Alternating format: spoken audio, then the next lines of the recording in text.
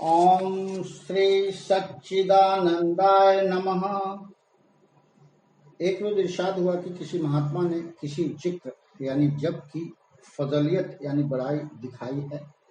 किसी ने किसी और जिक्र की और दर्जा भी घटा बढ़ाकर रखे हैं, मगर हमारी समझ में तो सबका दर्जा बराबर सा है। ओंकार ही मुख्य बात है। किसी को कोई साधन आसान होता है, किसी को कोई है सब जिक्र यानी साधन। जिक्र जुबानी, जिक्र कहवी, जिक्र शरी, जिक्र रूहानी, जिक्र दवानी, जिक्र फना, फिर मजकूर। इसमें से जो कोई किसी एक को करता है वह एक ही उसको मंजिले इंतहाई यानी परम पद तक पहुंचा देता है। एक ही साधे सब सधे, सब साधे सब जाए। एक रोज इरशाद हुआ कि इस दोहे में 3 शगल यानी क्रियाएं दर्ज है। आंख कान मुख मुंद के नाम निरंजन ले, भीतर के पट तब खुले जब बाहर के पट थे। पहला, आंख बंद करने से मुराद यानी आशय सहज समाधि है, जिसमें एक हाथ की 2 उंगलियों को पलकों पर रखकर पलकों को इधर उधर चलाते हैं और फिर दोनों उंगलियों से आंखों की मुहाजी और मुत्सील बिनी यानी समीपवर्ती दृष्टि को दबाते हैं। यह आला मरातील यानी उच्च पद विशाल का है। दूसरा, कान बंद करने से अनहद शब्द सुना जाता है, इसको शून्य समाधि भी कहते हैं। तीसरा, मुंह बंद करने से मुराद ओम, इसमें आजम यानी महामंत्र का उच्चारण और प्रणव का जाप है। इसके मुख्तलिफ तरीके हैं। पहला, प्राणायाम में भी रेचक, पूरक व कुंभक के साथ ओम का उच्चारण करते हैं। दूसरा, मुंह बंद करके नाक से सांस ली जाती है और सांस की आम 2 शब्द यानी आने जाने पर ख्याल रखा जाता है। और अव्वल यानी पहले नजर को नाक की नोक पर जमाते हैं और दिल में तशब्बुर करते हैं। इसे नासाग्र ध्यान कहते हैं। इसकी हिदायत यानी निर्देश भगवत गीता के अध्याय 6 के मंत्र 13 व 14 में की गई है। फिर मशगल यानी क्रियाएं की मुजावलत यानी अभ्यास से नजर ऊपर की जानिब को चढ़ती जाती है और दिल में ख्यालात का सिलसिला रुक जाता है।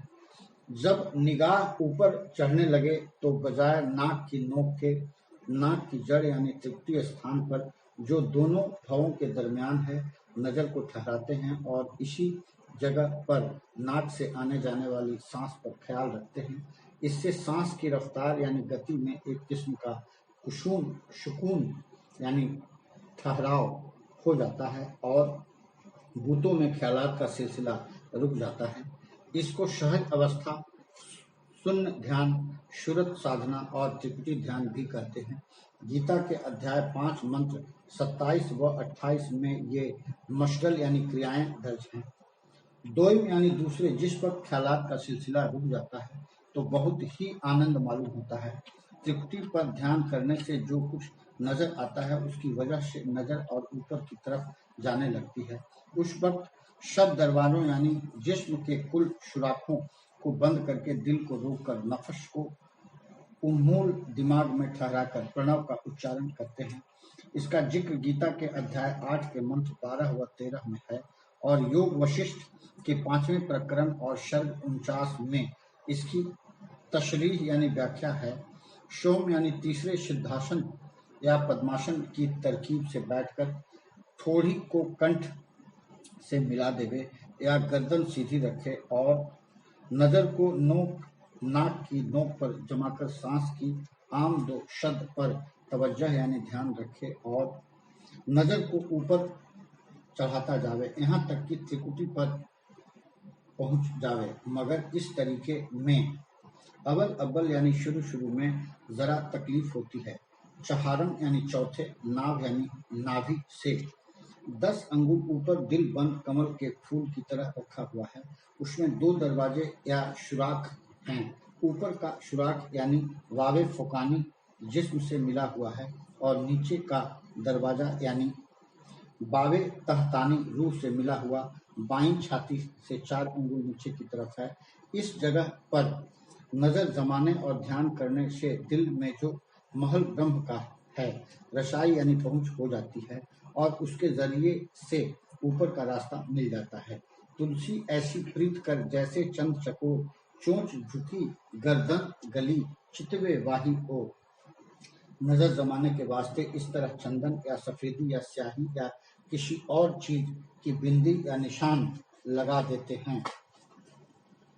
एक रोज इरशाद हुआ कि अजपा जाप के सिद्ध होने के वास्ते यह अरसा यानी अवधि मुकर्रर यानी नियुक्त किया गया है। 8 माह मुंह से जपे, 16 माह कंठ से और 32 माह हृदय से, तो उसका दिल निर्मल हो और उसके सब पाप दूर हो जावे। अगर कोई शख्स 5 साल नाभि से जपे तो रग रग, नाड़ी यानी नाड़ी नाड़ी व रेशा रेशा यानी रोम रोम से नामे मालिक यानी प्रभु नाम जारी हो। एक रोज इरशाद हुआ कि अजपा जाप करने वाले महात्मा बहुत कम देखने में आए। दरअसल इसके साधने वाले होते भी बहुत ही कम हैं। इसके कामिल यानी दक्ष निपुण एक महात्मा से एक मर्तबा इस तरह से मिलना हुआ कि पूर्व के अजला यानी जिलों में हम एक स्थान पर जाकर ठहरे। वहां अक्सर सत्संगी जमा होते थे। हमको देखकर बहुत ही खुश हुए और कहने लगे कि आप यहाँ ही रहा कीजिए। एक परमहंस यहाँ रहा करते थे, अर्थात 3 साल से चले गए हैं, लेकिन कह गए हैं कि फिर एक मर्तबा मिलेंगे। यह बात हो ही रही थी कि अचानक वह परमहंस आ गए। सब देखकर हैरान हो गए। वे फौरन ताड़ गए और बोले कि तुमसे मिलने का वायदा किया था, शो पूरा करने आए हैं। हरचंद लोगों ने बैठने को कहा मगर नहीं बैठे और वापस जाने को तैयार हो गए। इन लोगों के असरार यानी आग्रह से हमने भी बैठने को कहा तो बैठ गए। जब सब लोग चले गए तो रात के वक्त हमसे कहा कि आओ चलो बाजार में कुछ काम है। हम साथ हो लिए, एक साहूकार की दुकान पर गए। थोड़ी देर वहां बातचीत की, फिर वहां से हमको लेकर एक और जगह गए। फिर वहां से करीबन रात के 12 बजे एक सेठ के मकान पर जो उनके शिष्य थे पहुंचे। दरवाजा बंद था, मगर हमको यह देखकर बहुत ताज्जुब यानी आश्चर्य हुआ कि उनके साथ हाथ लगाते ही वह दरवाजा ऐसे खुल गया जैसे कि सिर्फ किवाड़ भिड़े थे। जीना पर चढ़कर ऊपर पहुंचे तो सेठ और सेठानी सो रहे थे। उनको जगाया, वे भी देखकर हैरान हुए। बड़ी इज्जत और खातिर से बिठाया। आपने फरमाया कि कुछ खाने को भी है। इत्तेफाक से कोई खाने की चीज मौजूद न थी। सेठानी खाना बनाने को उठी तो उनको मना कर दिया और फरमाया कि आम और चिवड़े जो रखे हैं वही ले आ। उन्होंने वही पेश कर दिए। थोड़े से आम खाए, हमको भी दिए, लेकिन चूंकि बहुत बेवक्त था इसलिए हमने तो न खाए। फिर आपने पानी पिया और कहने लगे कि परमहंस जी, इन लोगों से मिलने का वायदा किया था, सो पूरा करना था। देखिए, अजपा जाप ऐसी चीज है कि प्राण की गति इससे बिल्कुल काबू में आ जाती है। और हमको दिखलाकर अजपा किया और वहीं चोला यानी शरीर छोड़ दिया। वाकई बहुत कामिल यानी निपुण शख्स थे। उनको जिस्म और जान के मुतालिक अमूल यानी विषयों पर पूरा इख्तियार था। एक रोज इरशाद हुआ कि जयपुर में एक मुल्ला साहब गंडे ताबीज करते थे, परोपकारी थे और बड़े बुजुर्ग मशहूर थे, लेकिन फकीरी में उनका दर्जा आला यानी ऊंचा न था। उनके यहाँ एक फकीर आए। मुल्ला साहब ने उनको अपने बाला खाने पर ठहरा दिया। वह रात भर अजपा में मशगूल यानी लीन छत पर घूमते रहते थे। मुल्ला साहब की नींद में फर्क आता था। 2 दिन तो मेहमानबाजी के ख्याल से कुछ न कहा। तीसरे दिन बातों बातों में कहने लगे कि आप तो कुछ दीवाने से मालूम होते हैं। वह हंसकर बोले कि हम आपको भी दीवाना समझकर ही आए थे, मगर अफसोस है कि आप तो दाना यानी चतुर बाहोश निकले। हमको तो दर्द के मारे एक पल नींद भी हराम है। और उसी दिन वहां से उठ आए। अजपा करने वाले एक और बुजुर्ग से मिलना हुआ। वह एक तवाइफ यानी वैश्य के मकान पर रहते थे। उनका दर्जा आला यानी ऊंचा था। एक रोज इरशाद हुआ कि इंसान की जिंदगी का अंदाजा यानी अनुमान दिन माह वर्ष पर नहीं बल्कि सांसों की तादाद पर मुनहसिर यानी निर्भर है। हालते सेहत यानी स्वस्थता में 21,600 सांस रोजमर्रा की मुकर्रर है। इनकी कमी बेशी से जिंदगी के अरसा में कमी बेशी हो सकती है। लिहाजा यानी इसलिए जिन कामों में सांस ज्यादा चले उनसे परहेज करना चाहिए। बैठत 12, चलत 18, सोवत 25, मैथुन 60। लिहाजा समाधि वगैरह यानी आदि लगाने से जिसमें सांस बिल्कुल रुक जाती है, जिंदगी बहुत बढ़ जाती है। एक रोज इरशाद हुआ कि जिस वक्त श्री बाबा नानक देव जी साहब भजन से फारिग हुए तो जा बजा यानी स्थान स्थान पर गश्त यानी भ्रमण करना उपदेश देना शुरू किया। जब राजा शिवनाथ सिंह को सूरत शब्द मारक का उपदेश बनाम सहयोग किया तो उन्होंने अर्ज किया कि महाराज, कुतुबे मुकद्दसह व मुतवर्रकह यानी पवित्र धर्म ग्रंथों से मालूम होता है कि पेशतर यानी पहले महात्मा लोग चक्रों की सफाई व प्राणायाम बताते थे। जब वह दुरुस्त हो जाता था उस वक्त सहयोग बताते थे। आपने मुझे पहले ही से सहयोग बताया, इसमें क्या मशहलत है? बाबा साहब ने जवाब दिया कि अव्वल तो पेशतर के जमाना में उम्र दराज यानी लंबी होती थी, इसलिए सब काम उतने अरसा में ही हो सकता था। अब उम्र इस कदर कम रह गई है कि सिलसिले से कुल काम इस उम्र में नहीं हो सकता। दोम यानी दूसरे अब आदमी ऐसे जफा कश यानी परिश्रमी और साधना वाले नहीं जो उसको पूरा कर सकें। अक्सर घबराकर कमर खोल देते हैं और काम अधूरा रह जाता है। तीसरे चक्रों की सफाई से सिद्धि शक्ति हासिल हो जाती है। इसमें अव्वल तो आदमी के गुमराह यानी भटकने होने का अंदेशा यानी शंका होता है। दूसरे उनका असर सिर्फ इस खाकी यानी खाक मिट्टी से बना हुआ जिस्म तक रहता है। फिर ये शिफली मुकामात हैं, इनको दुरुस्त करके भी बाद में इल्वी मुकामात में गुजर होता है। शहर योग से इल्वी मुकामात में एकदम से रसाई यानी पहुंच हो जाती है और यह तरीका ऐसा सहज और आसान है कि चाह यानी क्या मर्द, चाह औरत, चाह जवान व चाह पीर यानी बूढ़ा, हर एक इसको बिला ख्याल फुर्सतो वक्त के कर सकता है। इसलिए आदमियों की उम्र व जिस्मानी तंदुरुस्ती व माली व मुल्की हालत व फिक्रे माश यानी जीविका चिंतन वगैरह कुल बातों का ख्याल करके महात्माओं ने इस जमाना के लिए इस तरीके को सबसे ज्यादा मौजू यानी अनुकूल व दुरुस्त समझा है, इसलिए इसको रिवाज दिया है। तुम अपने दिल में किसी किस्म का शक व शुबह न लाओ और इसको कमाओ। एक रोज इरशाद हुआ कि खैंचरी शोजो गुदाज यानी तड़प तपीश पैदा करती है और उसको बढ़ाती है। प्राणायाम जज्बा यानी मनोवृत्ति के बढ़ाने में मदद देता है और सहज समाधि सुषुम्ना का रास्ता खोलती है और प्रकाश होता है। अजपा से सूरत की एकता होती है, लेकिन इनमें से जिस किसी को भी दृढ़ करके किया जावे तो हर एक मंजिले मकसूद यानी लक्ष्य तक पहुंचा जा सकता है। एक ही साधे सब सधे, सब साधे सब जाए। एक रोज इरशाद हुआ कि ये 7 बातें भी तालिबे खुदा यानी प्रभु के याचक को ध्यान में रखनी चाहिए और उन पर अमल करना चाहिए। पहला, दवाम उल वजू यानी सदैव पाक साफ रहना। दूसरा, दवाम उल खिलबत यानी सदैव एकांत में रहना। तीसरा, दवाम उल शौम यानी सदैव व्रत में रहना। चौथा, दमाम उल रावता उल कल्ब वाशेक यानी सदैव गुरु से मानसिक संपर्क बनाए रखना। पांचवा, तर्क उल एतराज यानी आपत्ति भावना का त्याग। छठा, अली अल्लाह व अली शेख यानी प्रभु एवं गुरुभक्त होना। सातवां, दवाम उल रजा बकजा अल्लाह ताला यानी प्रभु इच्छा पर संतुष्ट रहना।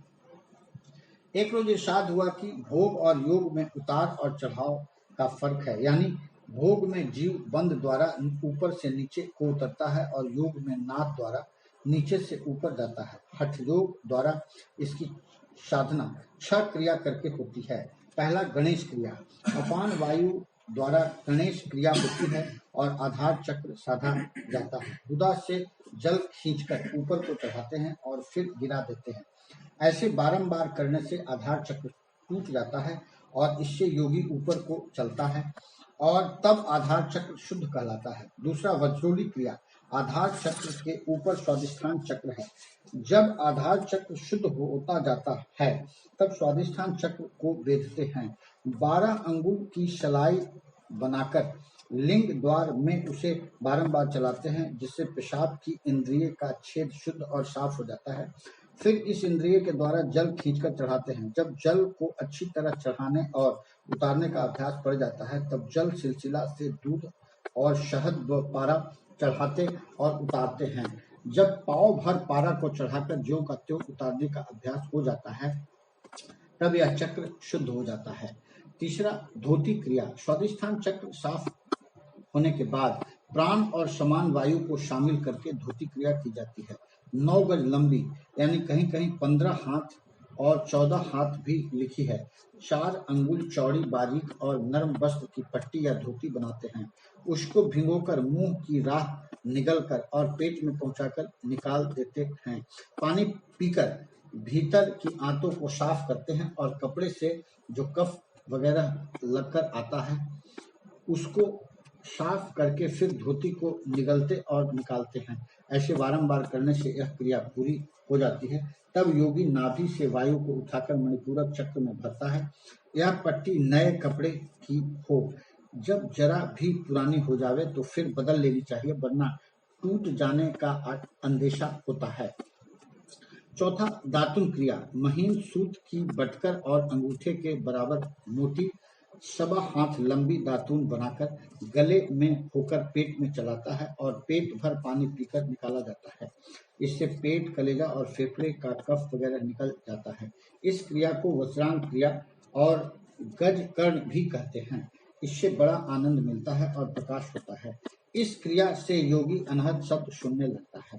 पांचवा, लंबिका क्रिया या योग प्राण। अपान और समान तीनों को कंठ स्थान में इकट्ठा मिलाता है। इसके साधन के समय केवल दूध पीकर रहना पड़ता है, अनाज नहीं खाया जाता।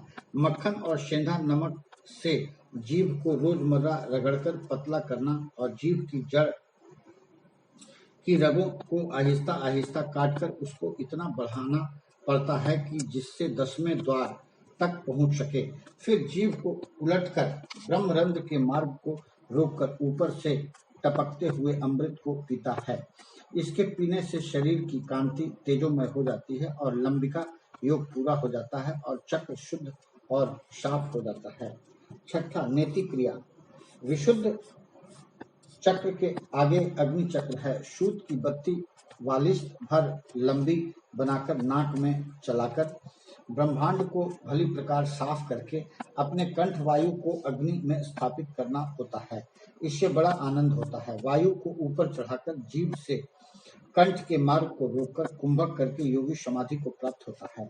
शरीर शक्तिहीन मृतक के समान हो जाता है और 10वें द्वार में पहुंचकर योग 8 सिद्धि 9 निधि को प्राप्त करता है।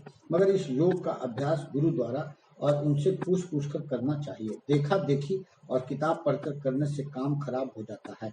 देखा देखी साधे जोग, छीजे काया बाढ़े रोग। बाद यानी कुछ महात्माओं की जुबानी और ग्रंथों में इसके ये 6 नाम ही देखे और सुने हैं।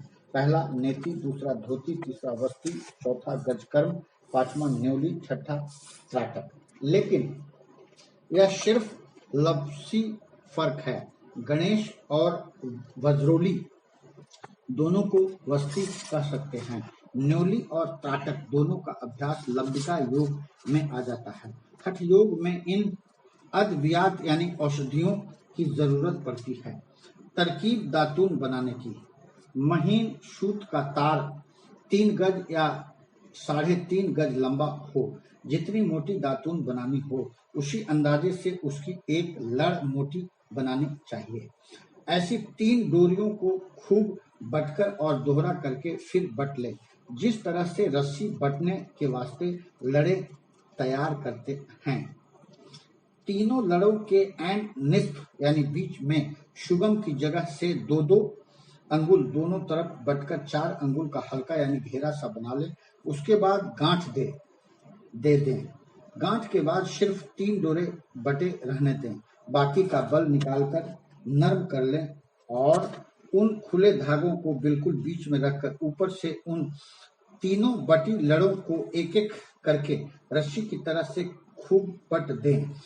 करीबन 1 हाथ तक बटने के बाद फिर गांठ लगा दें ताकि बटा हुआ हिस्सा खुल न जावे।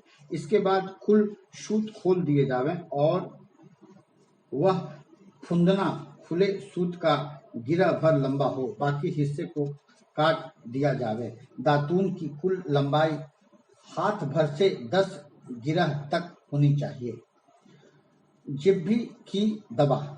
त्रिफला, सेंधा नमक, मैदा यानी अमाशय की सफाई के लिए त्रिफला और गुड़ की गोली दूसरे या तीसरे दिन खावें।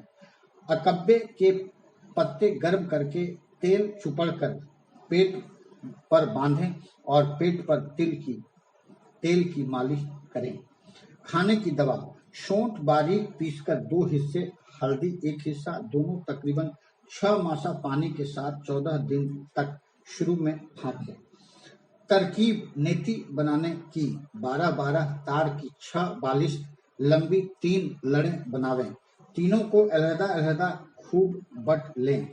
फिर 2 लड़ों को दरमियान से मिलाकर तीनों को बल दें।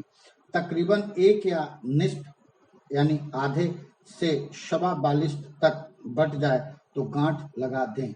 कुल नेति खुली और बटी हुई 1 हाथ लंबी होनी चाहिए। एक रोज इरशाद हुआ कि पेशतर यानी पहले आमतौर पर महात्मा लोग इल्म शरोधा के आलिम होते थे और अपने कुल कामों में उसके मुताबिक दस्तूर उल अमल यानी क्रियान्वित करते थे। उसका तरीका इस तरह पर है कि जिसमें इंसानी यानी मानव शरीर में 3 नाड़ियां यानी इड़ा, पिंगला और सुषुम्ना मखसूस यानी नियत रखी गई हैं। इनकी रफ्तार पर ध्यान रखने को शरोधा कहते हैं और उनके जरिए से सांस की आम दो रफ्त यानी आना जाना होने से जिसमें इंसानी पर क्या असर यानी प्रभाव पड़ता है और पंच तत्व वगैरह बैरूनी मादा यानी बाहरी तत्व से उनका क्या ताल्लुक है, उसको इस तरह पर समझना चाहिए। दाहिने नथुने को पिंगला यानी सूर्य माना गया है। इससे अगर श्वास की आम दो रफ्त हो तो सूर्य चलना कहते हैं। बाएं नथुने को इड़ा यानी चंद्रमा चलना कहते हैं। अगर दोनों नथुने से सांस बराबर जारी हो या हाल ही दाहिने से और हाल ही बाएं से चले तो उसको सुषुम्ना कहते हैं। चित्त को स्थिर करके नाक के अगले सिरे यानी नाक पर नजर जमाकर श्वास को देखने से स्वरों का हाल मालूम होता है। हर एक स्वर एक नथुने से एक मर्तबा 5 एड़ी यानी 5 घड़ी यानी करीबन 2 घंटे चलता है, फिर दूसरा बदल जाता है। जब एक स्वर से दूसरा स्वर बदलता है तो सुषुम्ना चलता है। एक दिन रात में 5 तत्वों के कई दौरे हो जाते हैं। स्वरों का हाल इस तरह पर है। पहला, दाहिने स्वर यानी सूर्य या पिंगला चलते वक्त ये काम करने चाहिए: तलवार उठाना, दुश्मन से लड़ना, बहस मुबाहिशा करना, भोजन, स्नान, पखाना, मैथुन, अफसर से मुलाकात, लिखना पढ़ना, ध्यान, बही खाता, व्यापार, घोड़े हाथी की सवारी, नई विद्या सीखना, मंत्र सिद्ध करना, दुश्मन के घर जाना, कर्ज देना या मांगना, जहर और भूत उतारना, खरीद फरोख्त यानी कुल चर काम इस स्वर में करने चाहिए। कृष्ण पक्ष यानी अंधेरे पाख का इस स्वर से ताल्लुक इस तरह पर है, यानी अव्वल 3 रोज सूर्य चलता है और फिर 3 योम तक चंद्रमा। इसी तरह से अल ल तरतीब 1 2 3 सूरज, 4 5 6 चंद्रमा, 7 8 9 सूर्य, 10 11 12 चंद्रमा, 13 14 15 सूर्य। तीनों में मंगल, इतवार, शनिवार और राशियों में कर्क, मेष, तुला और मकर इससे मिले हुए हैं। तत्वों में अग्नि, वायु इस स्वर से काम करने के लिए ठीक नहीं। दूसरा, बाएं स्वर यानी चंद्रमा या इड़ा चलते वक्त ये काम करने चाहिए: विवाह, दान, तीर्थ, कपड़े और जेवर पहनना, नए मकान में जाना, किताब लिखना, योगाभ्यास, दोस्ती, दवा खाना, खेतीबाड़ी करना, अनाज बोना, मंत्र लेना, राजगद्दी पर बैठना, गुफा, हवेली, मकान बनवाना, छप्पर छवाना, बाग लगवाना, हकीम के किले में जाना, पानी पीना, पेशाब करना वगैरह कुल काम इस स्वर में करने चाहिए। शुक्ल पक्ष यानी उजाले पाक का इस स्वर से ताल्लुक इस तरह पर है, यानी अव्वल 3 रोज चंद्रमा चलता है और फिर 3 दिन तक सूर्य, फिर इसी तरह यके बाद तिगरे, एक यानी एक के बाद एक, 1 2 3 चंद्रमा, 4 5 6 सूर्य, 7 8 9 चंद्रमा, 10 11 12 सूर्य, 13 14 15 चंद्रमा। दिनों में सोमवार, बृहस्पति, शुक्र और राशियों में वृष, वृश्चिक, सिंह और कुंभ इससे मिले हुए हैं। तत्वों में जल, पृथ्वी, चंद्रमा स्वर में काम करने के लिए ठीक नहीं है। तीसरा, अगर सुषुम्ना में दुनिया के कोई काम करो तो देर या नुकसान हो, तकलीफ या क्लेश हो, किसी से मिलने जावे तो आदमी न मिले। मीन, मिथुन, कन्या और धनु इसकी राशियां हैं। इसमें भजन, योग और आत्माभ्यास करना चाहिए। उम्र इंसानी यानी मानव आयु पर इन तत्वों का असर और उससे हालात ज़ैल यानी निम्न हालात मुतालिका यानी संबंधित हैं। दिन को चंद्रमा और रात को सूर्य चलने से उम्र भरपूर होती है। अगर इसके खिलाफ कार्रवाई हो तो बीमारी पैदा हो, और अगर अग्नि तत्व कायम हो और 8 पहर तक बराबर सूर्य चलता रहे तो 3 साल का यार है। अगर 16 पहर तक सूर्य चलता रहे तो 2 साल का यार है। अगर 3 रात व 3 दिन बराबर सूर्य चलता रहे तो 1 साल का यार है। अगर 16 दिन रात बराबर सूर्य चलता रहे तो 1 महीने का यार है। अगर रात दिन आकाश तत्व चले तो 1 साल का यार है। अगर 1 माह तक रात को बराबर चंद्रमा चले तो और दिन को सूरज चले तो 6 मास में मौत हो जावे। अगर मुंह से सांस चलना शुरू हो तो 4 घड़ी में मौत हो। 5 घड़ी तक बराबर सुषुम्ना चले तो मृत्यु हो या मुक्ति हो जावे। कृष्ण पक्ष और दक्षिणायन सूर्य में योगी शरीर त्यागे तो राजा हो, और उत्तरायण सूर्य व शुक्ल पक्ष में शरीर त्यागे तो मुक्ति हो। अगर 4 या 8 या 12 या 20 दिन तक चंद्रमा चले तो उम्र बड़ी हो, जब आईना में अपना मुंह नजर न आवे। तो 15 दिन कयाम जिंदगी को समझो। जब किसी को अपनी नाक या भवें देखने से नजर न आवे तो 3 दिन का मेहमान है। तेल और पानी वगैरह अशियाई मजल्ली यानी तरल पदार्थ में जब चेहरा या कोई अजू यानी अंग चेहरा का न दिख पड़े तो अपने को 5 रोज का मेहमान समझे। जब खुशबू और बदबू में तमीज यानी अंतर बाकी न रहे तो 3 दिन की जिंदगी समझे। अगर बीमार का सांस नाक से ठंडा और मुंह से गर्म निकले तो जिस्म यानी जीवन की उम्मीद नहीं। अगर नहाते वक्त पानी जिस्म पर पड़कर बिल्कुल न ठहरे तो 10 रात की जिंदगी समझे। बीमारी की हालत दरियाफ्त करने में यह बात देखी जाती है कि अगर पूछने वाला बाईं तरफ बैठकर पूछे और बायां स्वर होकर सूर्य चलने लगे तो मरीज न जीवे। सफर के वक्त स्वरों में यह नतीजा अक्ष यानी निकालना करते हैं।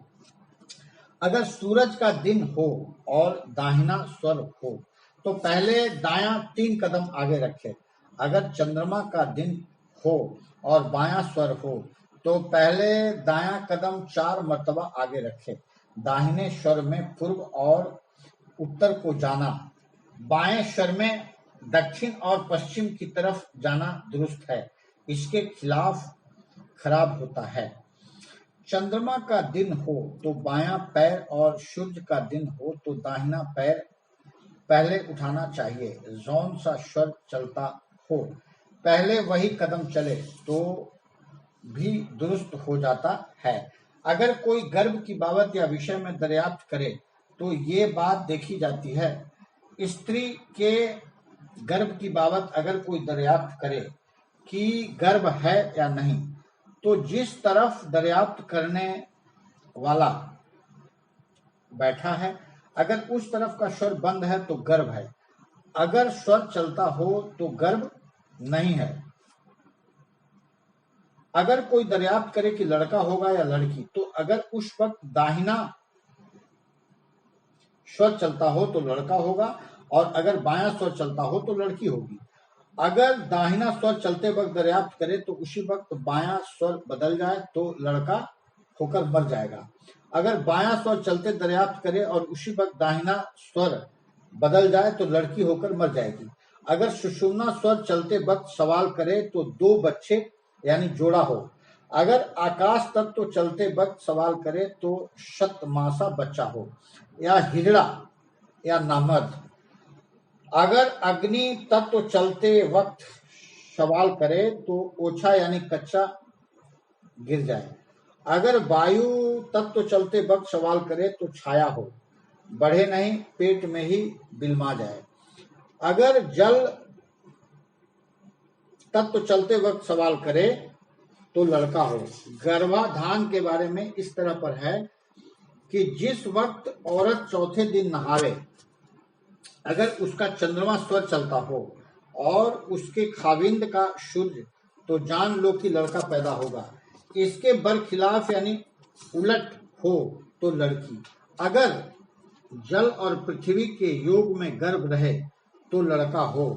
अगर पृथ्वी तत्व के योग में गर्भ रहे तो लड़का धनवान, सुंदर और राजा हो। अगर अग्नि तत्व के योग में गर्भ रहे तो गर्भ गिरे, मां दुखी हो और मर जाए।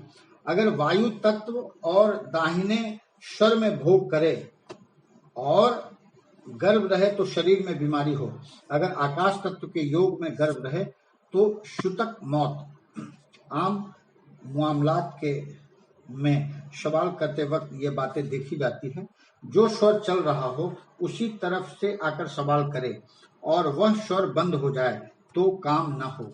जल या पृथ्वी तत्व हो, शुद्ध स्वर हो और दाहिनी जानिब से सवाल करे तो काम बना समझो। जिस तरफ का स्वर हो उसी तरफ से सवाल करे तो अच्छा होता है, इसके खिलाफ खराब। अग्नि या वायु या आकाश तत्व चलते वक्त दरियाफ्त करे तो शुभ कार्य न हो। अंदर की तरफ श्वास जाते वक्त कोई सवाल करे तो काम शर्तिया होगा। जो बाहर की तरफ सांस आते वक्त सवाल करे तो काम न हो। स्वरों से मर्ज यानी रोग का इलाज भी होता है, यानी मर्जे हार यानी उष्ण वीर योग में चंद्र स्वर को चलाते हैं और मर्जे वाजिद यानी शीत वीर रोग में सूर्य को चलाते हैं। रात को बाईं करवट से सोना चाहिए। तत्वों की पहचान इस तरह पर कर लेनी चाहिए। एक शीशा लो और उस पर नाक से जोर से सांस लो तो शीशा किसी कद्र धुंधला हो जाएगा। अगर उस धुंधले हिस्से के 4 जावियां हैं तो समझो कि पृथ्वी तत्व चल रहा है। आधे चांद किसी शक्ल है तो जल तत्व चल रहा है। मुसल्लस यानी त्रिकोण किसी शक्ल है तो अग्नि, गोल शक्ल हो तो वायु, और अगर कान के मुशाबह यानी समान शक्ल हो तो आकाश तत्व समझना। ऐसे भी करते हैं कि 5 गोली एक एक तत्व के रंग की बनवा लें और उनको जेब में रख लें। जब तत्व मालूम करना हो आंख बंद करके एक गोली निकाल लें। जिस रंग की गोली निकले अक्सर वही तत्व चल रहा होगा, मगर यह बात चंदे मुजावलत यानी कुछ अभ्यास से ठीक होती है।